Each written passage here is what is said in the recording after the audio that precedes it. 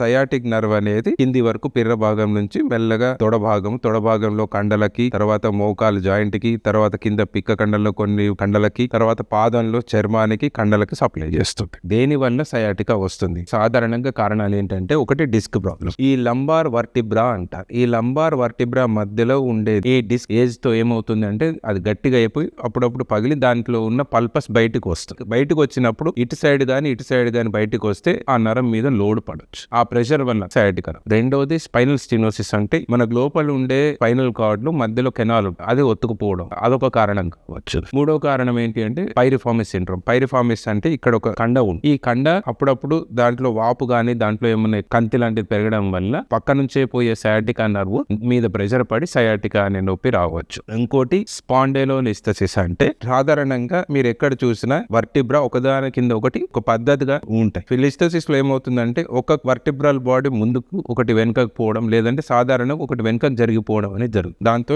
ఒకదాని మీద ఒకటి ఉన్నది కాకుండా ఇట్లా జరిగిపోతుంది. ఇట్లా జరిగిపోవడంతో ఏమవుతుంది అంటే, దాని పక్క నుంచి వచ్చే నరాల మీద కంప్రెషన్ పడడం వల్ల సయాటికా రావచ్చు. ఇవి నార్మల్ గా సయాటికాకు కారణం. మిగతా కారణాలు కూడా ఉంటాయి. చాలా ఏళ్ల నుంచి డయాబెటిక్స్ ఉన్న వాళ్ళకి డయాబెటిక్ న్యూరోపతిలో సయాటికా రావచ్చు. రెండు ట్రామాటిక్. ట్రామా అంటే ఏదైనా దెబ్బ తాగడం, ఎత్తు నుంచి పడిపోవడం, వెనుక భాగంలో పడిపోవడం వల్ల ఆ నరం మీద ఒత్తిడి పడడం వల్ల కూడా సయాటికా అనేది రావచ్చు.